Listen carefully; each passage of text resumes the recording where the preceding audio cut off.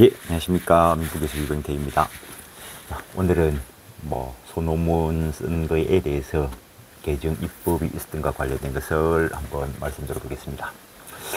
보전처분으로서 임차권 등기 명령 해가지고 이 논문을 개인적으로 완성한 것은 21년 4월 달에 완성했습니다. 21년 4월 달에 완성을 했는데, 실제 이 부분에 대해서 논문을 한번 써야 되겠다라고 생각한 건 한 19년쯤 됩니다. 19년쯤 되는데, 내는 논문을 다른 쪽으로 생각하고 있었기 때문에 임차권에 대해서 논문을 쓰려고 하는 박사과정 동기한테 이 부분이 실제 실무에서 문제가 된다, 한번 써라 라고 이 주제를 줬는데, 쓰겠다라고 하면서 2년 동안 안 쓴 거예요. 2년 동안 못 쓴 거지, 깨놓고 뭐. 얘는 법무사 업무를 하기 때문에 저기서 문제가 있다는 걸 파악을 한 거고, 그 사람은 법무사가 아니고 그냥 하니까 실무에서 어떻게 되는지를 모를 수 있지, 내가 아무리 설명을 해도. 그렇다고 해서 내가 논문을 그 사람 이름으로 대신 써줄 수 있는 건 아니니까, 그래서 문제가 심각하다고 생각해서, 왜냐면 19년도에 일단 이 문제점을 파악을 했고, 그 이후에도 업무를 하면서 누차 문제가 되었고 해서, 이거는 한번 논문을 쓸 필요가 있겠다라고 생각을 했는데, 왜냐면은 주택임차권 등기명의 등기 절차 대부분 가압류 절차를 준용합니다. 근데 가압류의 경우에는 채권자가 채무자의 재산에 대해서 가압류를 할 때 요건이 구비가 되면은 법원에서 일단 가압류 결정을 하고, 물론 그 전에 담보 제공을 요구하는 경우도 있긴 하지만, 그게 직업 보정으로 될 수도 있고, 근데 가압류 결정을 법원이 하고 채무자에게 통지를 하는데, 임차권 등기 명의에 의한 등기는 기존에 이제 4월 18일 법이 개정됐으니까 그 이전에 임차권 등기 명의에 의한 등기를 신청을 하면은 법원이 채무자인 임대인에게 통지가 되어야 임차권 등기 촉탁을 했다는 거죠. 그렇다면은 임차인은 지금 임대차 기간이 만료되어서 보증금을 반환해주지 않기 때문에 임차권 등기 명령을 신청을 하고, 임차권 등기가 되면은 이사를 갈 건데, 등기가 안 되니까 이사도 못 가는 거죠. 대항력이 상실되니까. 물론 변칙적인 방법은 있죠. 변칙적인 방법은 있었죠. 임차인 본인의 주민등록은 그대로 두고 가족의 주민등록을 가지고 저쪽으로 옮기고 하든지, 아니면 임차인 본인의 주민등록을 새로운 거주지에 옮기고, 그 다음에 가족의 주민등록은 기존 임차 건물의 주소지에 그대로 두고, 그리고 일정한 주거 요건, 점유 하는 그 요건을 구비를 한다면 이쪽도 대항력을 가지고 새로운 임차지에도 대항력을 가질 수 있겠죠. 근데 정작 또 더 심각한 문제는 임차인 혼자일 때는 거거든요. 그래서 그럴 때는 가족, 사돈의 팔촌 없나 이런 물어보면은 그 사람들은 지방에 있을 수도 있죠. 지금 이 임차 문제가 된 건 서울인데 하도 못해 친구 관계에 있는 사람이라도 있나고 물어봅니다. 그럼 친구 관계가 점유 보조자의 지위가 인정될까의 문제는 별개의 문제입니다. 정 안 되면은 임차권 양도의 방법을 갖추어서라도 대항력을 유지하게 해야 되죠. 왜? 주민등록 옮기고 점유를 이전해버리면 대항력이 상실되고, 대항력이 상실되면 우선 면제가도 상실되고, 그러면 결국에 보증금을 반환받지 못하는 현실적인 문제가 발생합니다. 실제 대항력과 우선 면제권을 갖추는 사람이 급히 지방에 근무지를 옮기는 바람에 급히 그쪽을 근무지를 옮기고 그쪽을 집을 구하고 하고, 그때 이사 갈 때는 좋은 마음에 임대인이 새로운 임차인 들어오면은 보증금 받아서 줄게 라고 했던 그 임대인이 나중에 내 몰라 알아 한다는 거죠. 법대로 해 라고 하면 깝깝해지는 거죠. 그래서 대항력 상실되고 난 뒤에, 새로운 임차인이 들어오고 난 뒤에 일반적인 채권 반환 청구 소송을 가지고 판결을 받고 하면은 일반 채권밖에 안 되는 거죠. 그럼 일반 채권밖에 안 되면은 이미 새로 들어온 임차인에게 대항력을 취득하지 못할 것이고, 우선하지 못할 것이고, 그러면은 우선 면제권 상실되었고, 그럼 일반 채권자인데 앞에 대항력과 우선 면제권 있는 새로운 임차인이 들어왔으니까 그 사람이 나중에 이제 뭐 경매 실행되면은 그 사람이 먼저 배당받아가 버리고 현실적으로 채권은 남아 있어도 변제받지 못하는 현실적인 문제가 발생한다는 겁니다. 그래서 임차권 등기 명령에 의한 등기가 신청이 되면은 오히려 일반적인 가압류보다 먼저 등기가 되게 해줘야 되는데 어떻게 법이 그렇게 제정되게 됐는지. 그래서 4월 달에 논문을 완성을 하고 논문 투고할 곳을 알아보니까 수도권 모 대학에서 6월 달, 8월 달에 투고할 때가 있어서 투고를 했습니다. 투고를 했는데, 벤치 당했어. 벤치 당한 이유가 뭐냐고. 다른 논문을 좀 더 참조하래. 어이가 없어가지고. 이 논문, 내 논문이 유일합니다. 대한민국에서. 또 이래 이야기했더니, 또 우리 실력이 있는 옆에 인근의 법무사님께서, 외국 사례를 참조해라는 건데, 외국에 없습니다, 이거. 물론, 주택임차보호법, 깨놓고 일본법 뺏겨왔죠. 근데, 애초에 주택임차보호법이 제정될 때, 임차권 등기 명령에 의한 등기라는 제도가 없었습니다. 문제가 있다 보니 그 제도를 만드는데 약간 제도에 미흡한 점이 있었다는 거죠.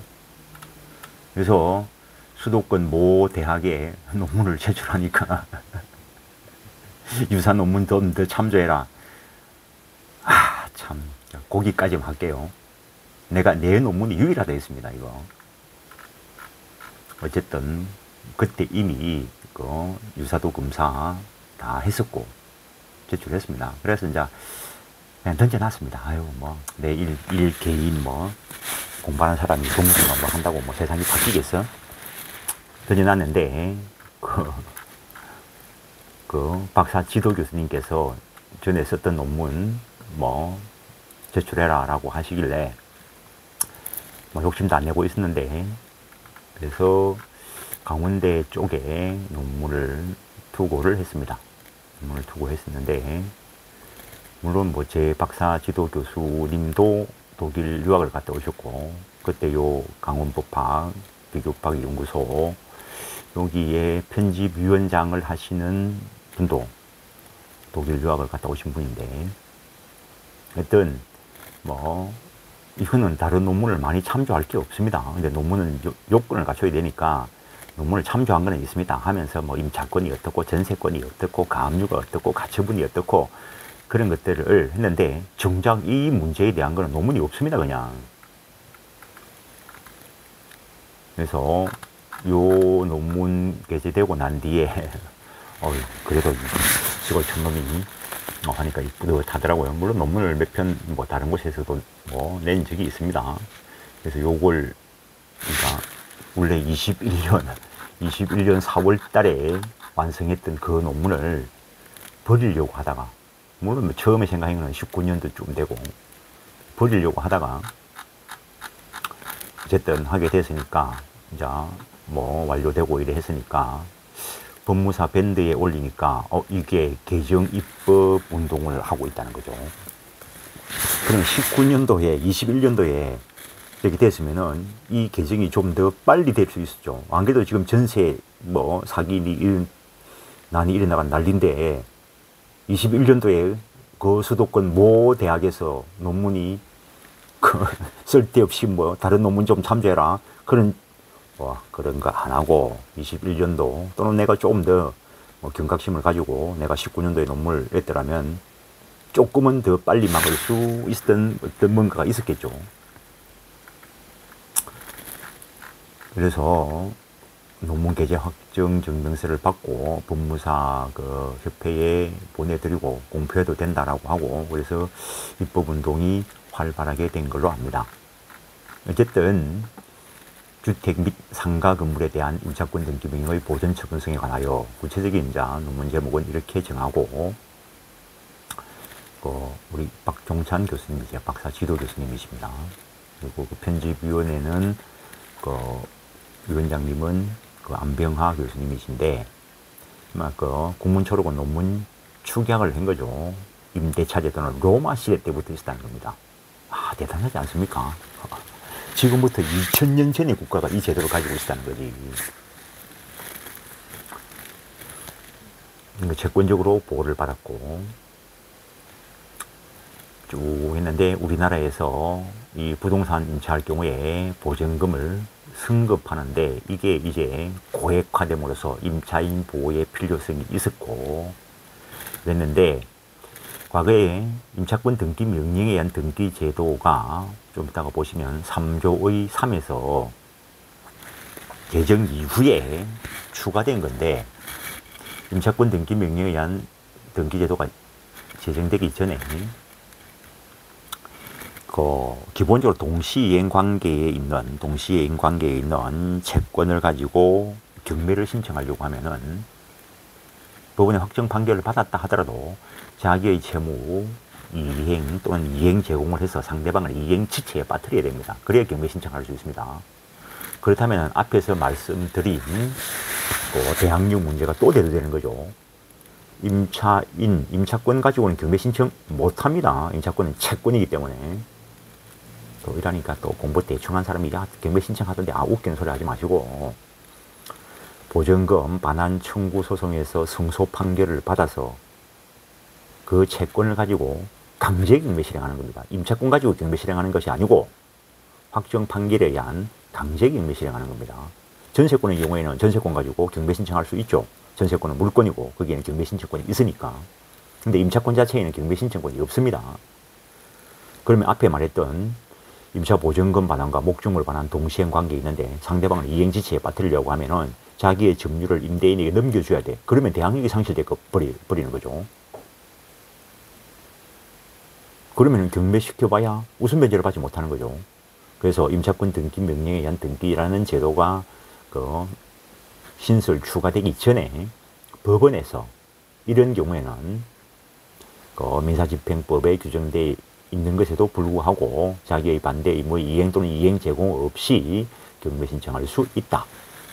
해당 요구 조기 시까지는 점유, 주민등록, 대항력 갖추고, 그리고 물론 당연히 확정일자 같이 있어야 일반적인 우선 변제를 받는 거죠. 근데 여기서 임차권 등기 명령에 의한 등기라는 제도를 주택임차보호법에 추가하면서 등기와 관련해서는 부동산 가압류 규정을 준용하고 있다는 거죠. 근데 부동산 가압류의 경우에는 가압류 결정이 되고 가압류 등기가 된 후에 채무자에게 통지하는 그런 절차를 거치는데, 임차권 등기 명령에 의한 등기의 경우에는 임대인에게 통지가 돼야 임차권 등기를 하도록 했다는 겁니다. 그래서 이 문제점 때문에 이 논문을 쓰게 됐는데, 요걸 가지고 문제화시킨 논문은 유일하게 이 논문뿐입니다, 그냥. 그래서 앞에 논문은 이제 앞에 로마자 1번부터 6번까지는 버리고 문제점만 이야기하는 거죠. 앞에서야 내가 다른 논문, 다른 교과서, 대한민국에 있는 대부분의 민법 교과서, 그 다음에 대부분의 논문들 다 참조했습니다. 했는데 임차권 등기 명령에 의한 등기 절차의 문제점과 관련돼서는 논문이 아예 없다는 거죠, 그냥. 그러니까 여기에 각주에 논문을 쓸 일이 없는 거죠. 그래서 임차권 등기 명령 등기나 앞에서 살펴본 바와 같이 임대차가 종료된 경우에 임대차 보증금을 반환받지 못한 임차인 등이 해당 임차물에 대하여 임대인을 대상으로 한 보전처분에 의한 등기다. 즉 임차권 등기 명령에 의한 등기는 임대차 종료로 해당 임차 건물에서 퇴거 등으로 점유를 다른 것으로 이전해야 하는 급박한 상태에서 보증금에 대한 우선 변제적 우선적 지위를 유지 및 발생시키기 위하여 긴급성을 요하는 등기이다. 왜냐면은 지금 보증금을 못 받고 지금 이사를 가는 거죠. 근데 그러면 이 사람이 돈을 가지고 넉넉한 자금을 가지고 있으면은 여기 뭐 그대로 일정한 대항 요건을 유지하면서 옮기면 돼. 그런데 지금 현재 돈을 반환받지 못했으니까 저쪽에 가면서 우선적으로 대출을 받아야 돼. 물론 그 대출 이자는 임대인이 부담하게 해야 되겠죠. 그럼 대출을 하려고 하면은 이 임차인이 거기에 전입이 되고 점유가 되고 해야 대출을 해줄 거라고. 그럼 그 사람이 대항력을 취득한 걸 보고 대출을 해줘야 그 대출업자도 자기도 보호를 받을 거니까.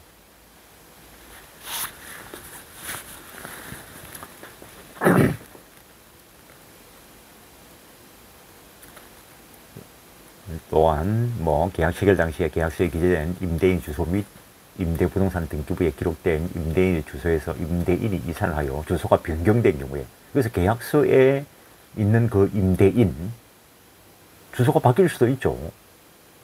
2년 동안 또는 뭐 4년 동안 살다가 이사를 가는데 그 사이에 임대인의 주소가 바뀔 수 있잖아요. 그렇게 되면은 뭐 법원의 보정명령을 받아가지고 송달을 시켜야 되는데, 이래 되면은 몇 개월이 소요되는 수가 있습니다. 근데 쭉쭉 가다면 뭐 최소 2개월 이상도 소요될 수 있습니다. 임대인이 고의로 수령을 회피하는 방법을 써버리면, 그럼 꼼짝 등기도 못하니까 이사도 못 가. 그래서 송달되고 난 뒤에 등기하고 한다면 이 절차 지연 때문에 임차인은 보호받지 못하는 문제가 발생을 한다는 거죠. 그래서 지금 다급한 상황에서 임차인에게 또 고통을 주는 거죠. 그래서 아예 문제점을 해결하기 위하여 임대차가 종료되기 전이어도 임대인의 보증금 반환이 어려운 곤란한 사정이 인정되는 경우를 소명한다면 임대차 종료 기간에 맞추어 증거 등을 할 수 있도록 종료되기 전에 임차권 등기 명령을 할 수 있도록 개정해야 된다고 본다. 한 발 더 나은 거죠. 근데 여기까지는 안 받아들였습니다. 적어도 이사가를 하면은 금방 가는 건 아니잖아요. 적어도 2달 전부터는 이사갈 준비를 해야 될걸요.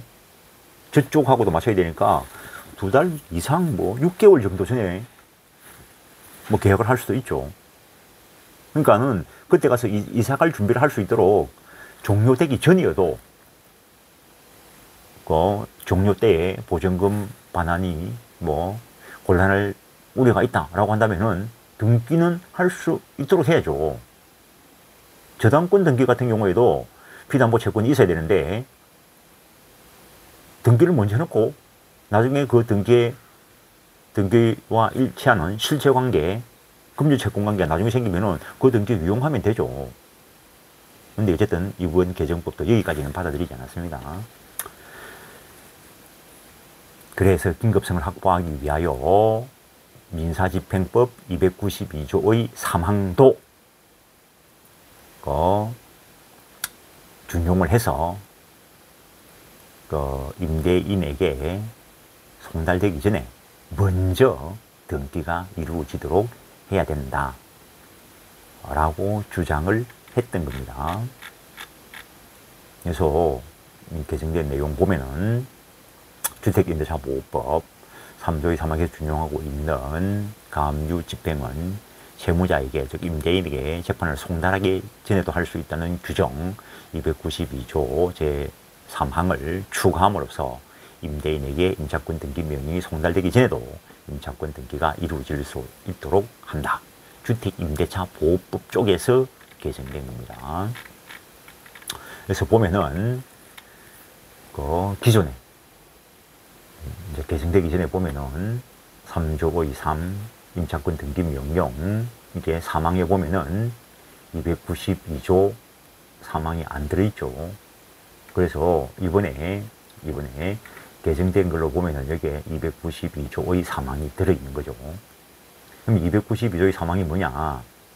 집행은 채무자에게 재판을 송달하기 전에도 할 수 있다. 요거 하나 이제 추가한 거죠. 그래서 내가 앞에서 논문에서 주장했던 임대차 종료되기 전, 최소한 2개월 전부터 임차권 등기 명령에 의한 등기를 할 수 있도록 하자 했는데 거기까지는 받아들이지 않았고 일단 신청해서 일단은 등기는 할 수 있도록 하는 개정을 했다는 겁니다. 그런데 4월 18일 날 개정이 되었지만 4월 18일 날 개정이 되었지만 시행은 이 법은 공포 후 6개월이 경과한 날부터 시행한다. 지금 당장 시행해도 됩니다. 이거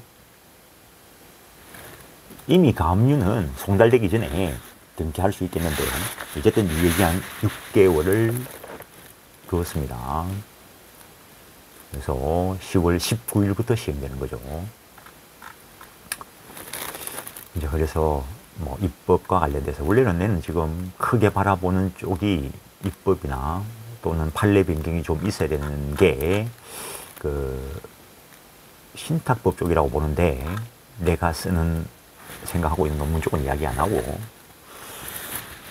어쨌든 뭐 판례가 변경돼야 될 부분도 있고 뭐 이 부분 말고 판례를 변경시키고자 하는 부분이 있는데 뭐 그래서 소송 진행 중에서 이제 3심까지 간다 고객에게도 이야기하고 근데 당신이 1심에서 패소할 거다 2심에서도 패소할 거다 이거 근데 대부분까지 가면은 내는 번복시킬 수 있다고 본다 판례를 변경시킬 수 있다고 본다 하는 어떤 사건이 있었습니다. 근데 그 고객이 1심에서 당연히 패소했고 2심에서도 뭐 당연히 패소할 거다 3심에서 한번 맞짱 한번 떠보자 했는데 2심에서 합의 보고 끝나는 바람에 판례 변경의 기회를 놓친 게 있는데 신탁법과 관련돼서도 판례가 변경돼야 될 부분이 있고 법이 좀 추가 개정돼야 될 부분이 있다고 보는데 그거는 내 논문에서 이야기할 것이고 실제 실무에서 문제가 되는 게 대규모 공사에 있어서 위탁자가 토지를 수탁회사 대부분 그냥 신탁회사 이라는데 그냥 수탁회사라고 쓰는 게 나는 좋다고 봅니다. 무슨 신탁회사라고 이름 붙여놨는데 그게 다 수탁자죠. 토지를 수탁받아서 그게 뭐 이게 원인이 뭐 개발 신탁이든 뭐 관리 신탁이든 지분 신탁이든 이럴 수 있는데 대규모 공사와 관련돼 가지고 개발 신탁 신탁 등기부에는 신탁이라고 기재되고 신탁 원부가 기재가 되고 원부 번호가 기재가 되고 그 다음에 신탁 원부는 등기소에 가서 발급받을 수 있는데 어떤 그 신탁이 어떤 내용인가는 모르면은 신탁 원부까지 발급받아야 됩니다. 일반적으로 발행되는 등기부에는 신탁 원부 번호가 기재되어 있는 것이 신탁 원부까지 첨가되어 있는 건 아닙니다. 등기소에 직접 가서 발급받을 때에도 신탁 원부를 별도로 신청해야 됩니다. 근데 그러면 이번에 이 관련된 사건이 이게 한 1500장쯤 되는가? 이 위에 책을 올려놓은 게 뭐냐면은 이번 책이 2200페이지짜리 책인가 그랬는데 이거는 그럼 뭐 1000몇 장 되죠. 하여튼 이번에 한 게 한 1500장쯤 되는데 이 신탁 원부 발급받아 가지고 스캔 한번 뜨고 다 버렸습니다. 이거 뭐 전자처리 전자소송 전자처리 한다는데 이런 걸 발급받기 왜 하더니 전자로 발급받다가 전자로 처리하게 하면 되는데 이거 딱 그날 스캔 떠가지고 전부 쓰레기통에 다 버렸습니다. 이거.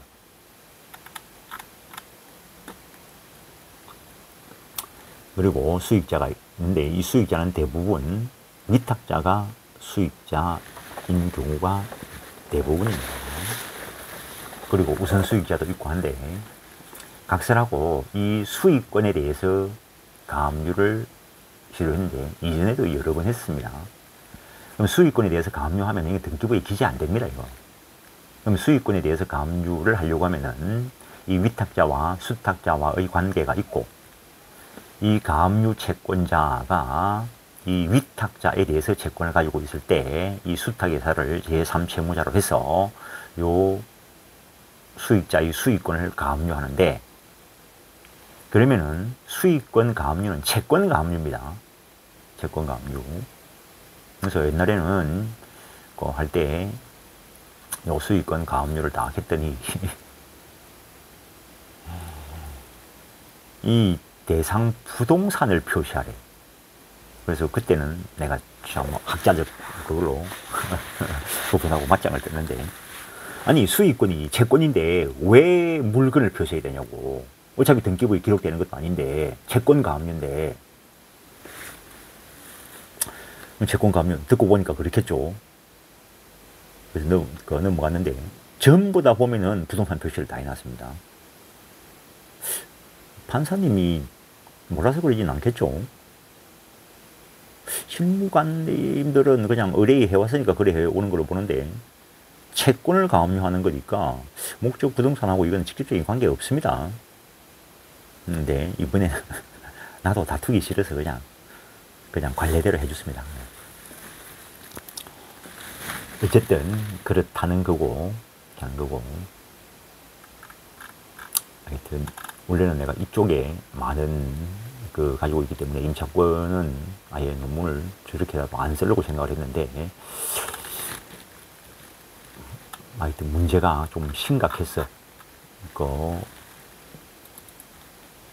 이 법무사 업무를 하면서 초창기부터 문제점을 가지고 논문을 쓰려 했는데, 하여튼 참 그랬습니다. 어쨌든 뭐 논문을 쓰고 이 논문에 완전히 일치하는 임차권 종료되기 전 2개월부터 등기를 할 수 있도록 했으면 좋겠다라고 했는데, 거기까지는 아니어도 임대인에게 통지하기 전에 일단은 임차권 등기가 되고, 그리고 통지가 되게 함으로써 미흡하지만 종료 시에 급박한 임차인을 보호할 수 있는 측면이 마련됐다는 측면에서 뭐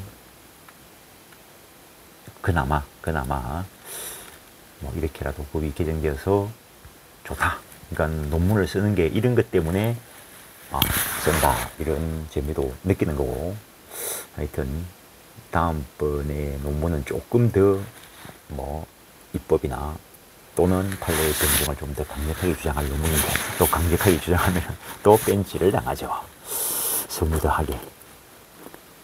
하여튼 길게 자랑질을 좀 했습니다. 예, 감사합니다.